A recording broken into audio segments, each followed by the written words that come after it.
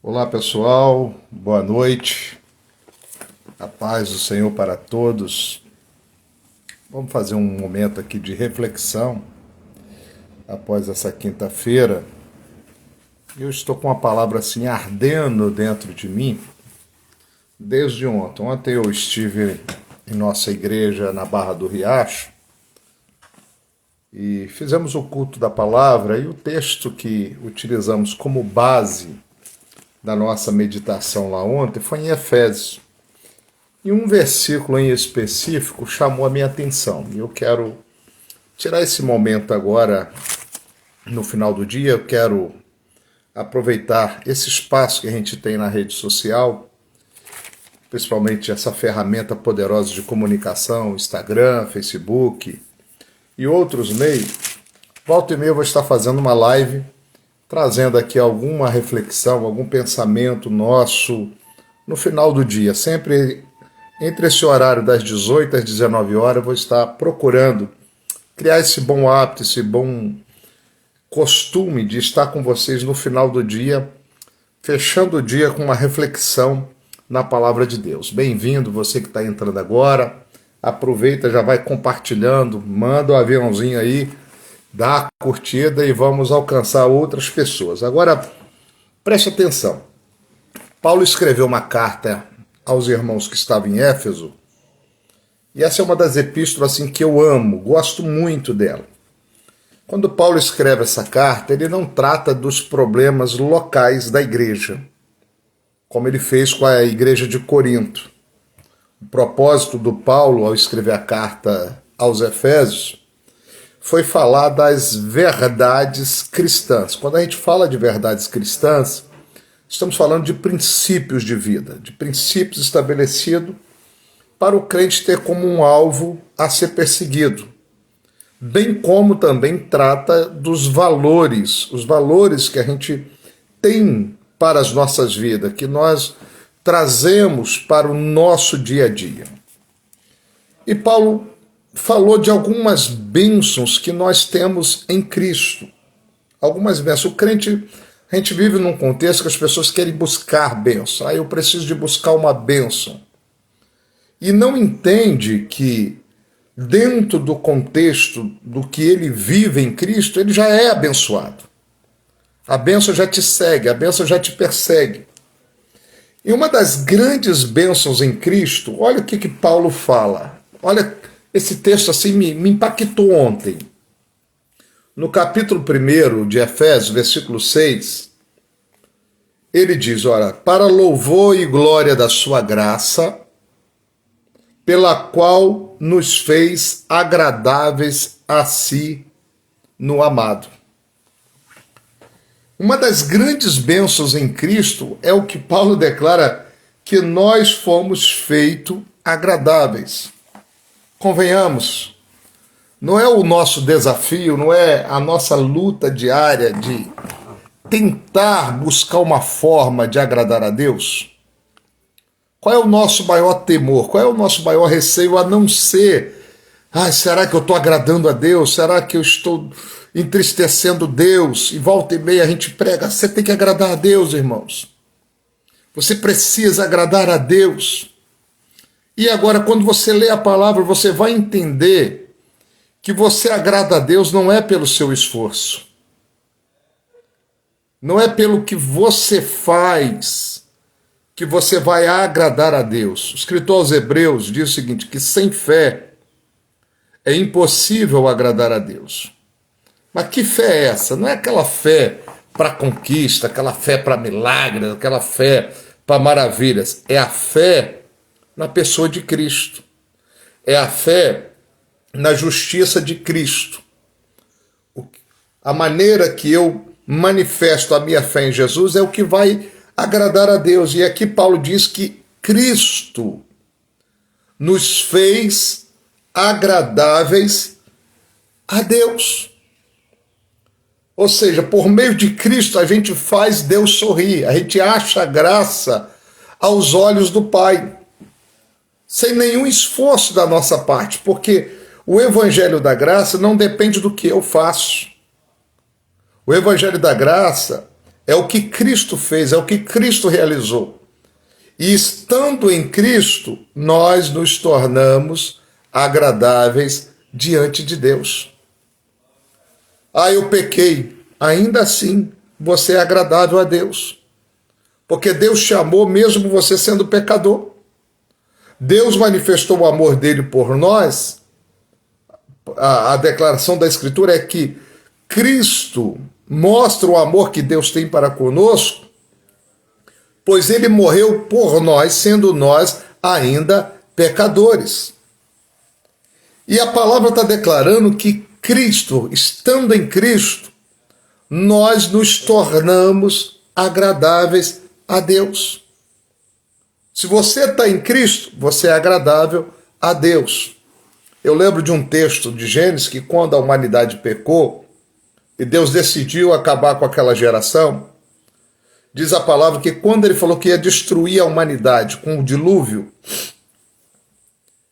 o versículo bíblico diz: porém, Noé achou graça diante dos olhos de Deus. Ou seja, Noé se tornou agradável a Deus. E o fato de ser agradável a Deus, Deus decidiu salvá-lo. Deus decidiu guardar a sua família. Deus decidiu proteger ele do juízo vindouro. Quando a palavra de Deus está declarando que em Cristo eu e você somos agradáveis a Deus, a palavra está assegurando que através dessa ação de Cristo, da salvação que ele nos proporciona, e do fato de eu crer, de eu ter fé na justiça de Cristo, eu me torno agradável, e ao mesmo tempo que eu me torno agradável, eu estou livre do juízo, eu estou livre da condenação, eu tenho paz, não vou viver cheio de culpa, porque volta e meia o cristão está cheio de condenação, cheio de culpa. Ah, eu errei, ah, eu falhei, ah, eu pequei, não tem mais jeito. Calma, nenhum ato de injustiça nosso aniquila a justiça de Deus em nós. Nenhum ato que manifesta as nossas fraquezas faz com que Deus mude de disposição dele para conosco. Uma vez que eu creio em Jesus, que eu aceito a justiça de Cristo sobre a minha vida, eu me torno agradável diante de Deus. Porque o que Deus vai ver, no meu caso, por exemplo, quando Deus olha para mim, Deus não está olhando para o Eliel. Deus está olhando o Cristo no Eliel. Eu aceitei a Cristo, eu tenho fé na justiça de Cristo. A justiça de Cristo repousará sobre a minha vida. E isso é libertador. Isso é restaurador. Isso é transformador. Porque a partir de agora, não sou eu quem vivo, mas Cristo vive em mim.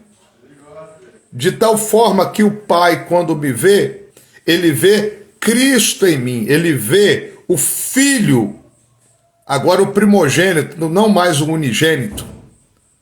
Porque desde quando Deus enviou Jesus, todos nós passamos a ser filhos de Deus. E quando eu falo que todos são filhos, eu não estou falando só de evangélico, não, gente. Eu não estou dizendo que é só evangélico.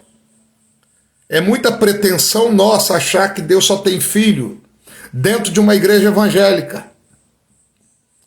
Eu assustei muita gente ontem quando eu falei no culto da palavra que Deus é pai até do macumbeiro. Não se pasme com isso. Porque todo homem, estando do caminho ou não, ele é filho. Deus não é pai de uma instituição. Deus é pai de uma geração. Deus não é pai de uma denominação. Deus é pai de todo homem que foi criado e formado por ele. A diferença que nós temos é que tem filhos que decidiram viver na casa do pai. E há filhos que decidiram viver por conta própria.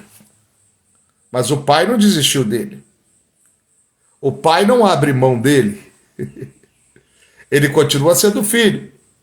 É só você olhar a oração do Pai Nosso. O discípulo fala para Jesus: Senhor, nos ensina a orar. Jesus falou: quando vocês forem orar, vós orareis assim: Pai Nosso. Olha a coletividade. Pai Nosso que estás nos céus. Não é Pai somente de um grupo exclusivo de pessoas. Essa conversa que quem tem Jesus é filho, quem não tem Jesus é criatura. Não funciona à luz da revelação do Evangelho. Jesus ensina na oração que ele é Pai Nosso. Efésios capítulo 4, versículo 6, diz que há um só Deus. Há um só Deus, que é Pai de todos. Olha o que a Escritura está dizendo: um só Deus, que é Pai de todos. Quando a gente abre a caixa para esse entendimento, para esse discernimento, nós vamos entender que a igreja, ela precisa ser inclusiva, não excludente. Quando entendemos que Deus tem filho em todos os lugares, nós não vamos fechar a porta que Deus abriu. Nós vamos parar de deixar de ser aqueles instrumentos de colocar pessoas no inferno e tirar. Deus não nos deu o ministério de exclusão, Deus nos deu o ministério de reconciliação. Esse é o maior instrumento da igreja. Ser instrumento de Deus para restaurar, para reconciliar, para trazer de volta os filhos que estão longe. Deus é Pai de todo, o reino de Deus está em todo lugar, está em toda parte. E você é agradável, não é porque você é bom, cara. Nós não somos bons. Nós temos quartos escuros, nós temos áreas do nosso caráter que precisam ser curadas, que precisam ser saradas, que precisam ser tratadas. Entende? E ainda assim Deus nos aceitou. Por meio de Cristo nós nos tornamos agradáveis. Por meio de Cristo fazemos Deus sorrir. Tudo vem dele. Na graça não depende do que eu faço. Na graça é o que Cristo fez. É o que Cristo realizou. É o que Cristo estabeleceu. É o que Cristo confirmou. E quando eu abraço essa visão do Evangelho, eu vivo uma vida mais leve, sem culpa, sem medo, sem receio, porque eu entendo quem eu sou. Em Cristo eu sou filho, em Cristo eu sou agradável, em Cristo eu sou eleito, em Cristo eu tenho um destino, em Cristo eu tenho a paz que excede todo entendimento. Você consegue assimilar isso? Deus nos fez agradáveis a si mesmo por intermédio de Cristo. Não é o que você vai fazer que vai fazer Deus sorrir. Não é o que você vai realizar que vai agradar a Deus. Nós temos que parar com esse negócio que eu tenho que pagar um preço. Tem muita gente aí, eu preciso pagar um preço para Deus. Não há preço que Deus aceite, a não ser o preço que já foi pago. E esse preço foi aceito na cruz do Calvário. O único preço que Deus aceita em benefício das nossas vidas já foi pago. Uma única vez. A morte do seu filho, o sacrifício do seu filho, a entrega do seu filho.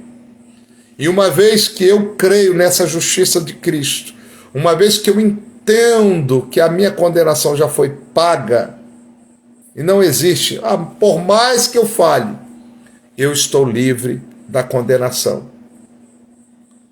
Se eu estou em Cristo, eu estou livre. O pecado já foi pago, cara.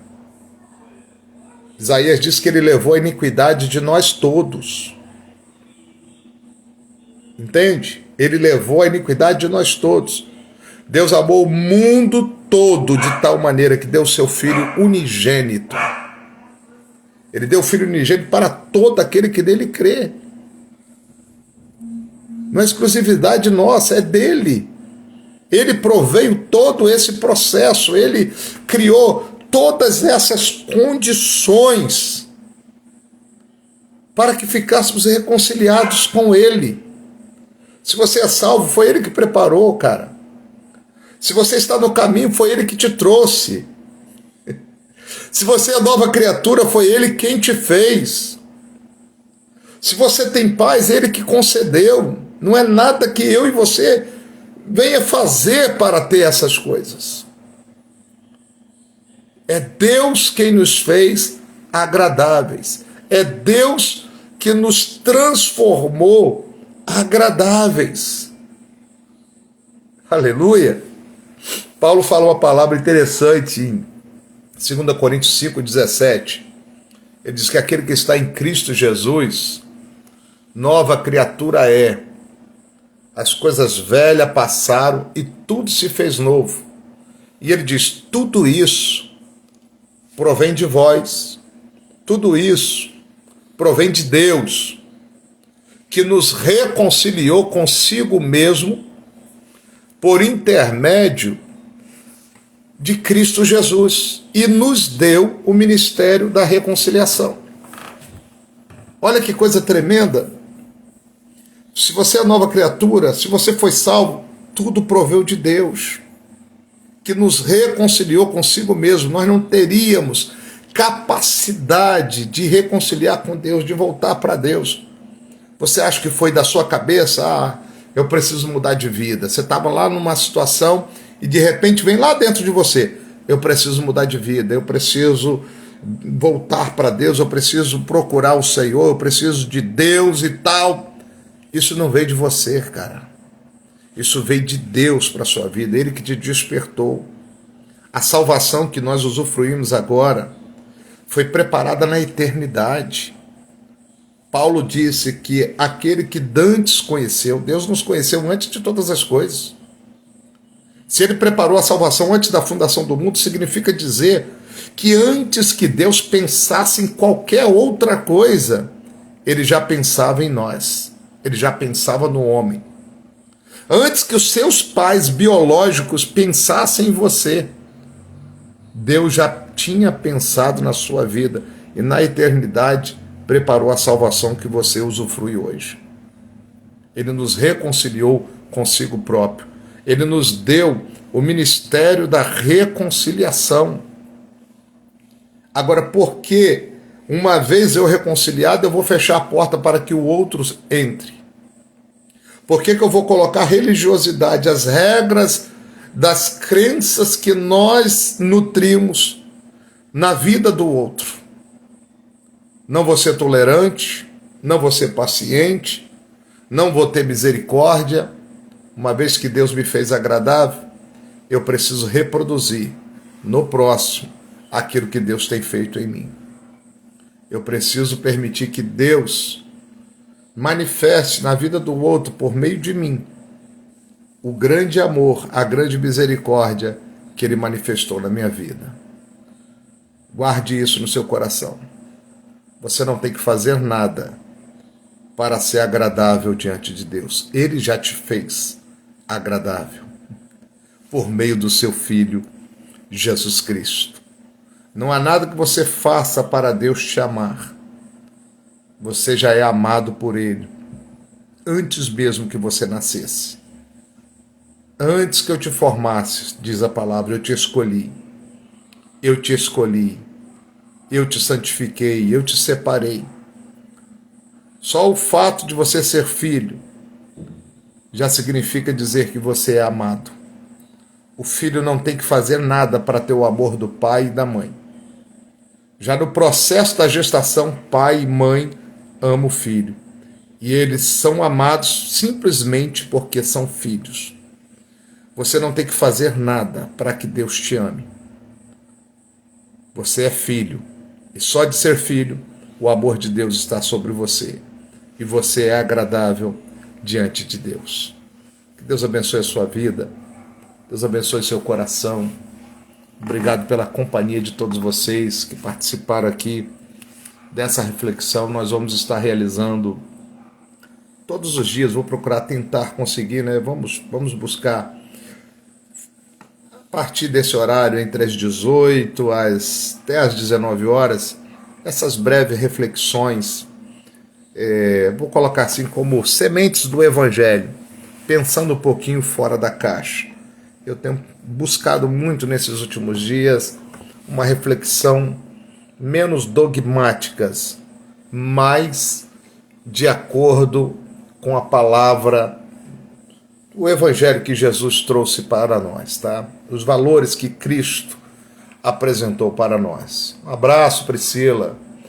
E quero contar com a cooperação de vocês, a participação, como vocês participaram aqui. Cirlândia, um abraço.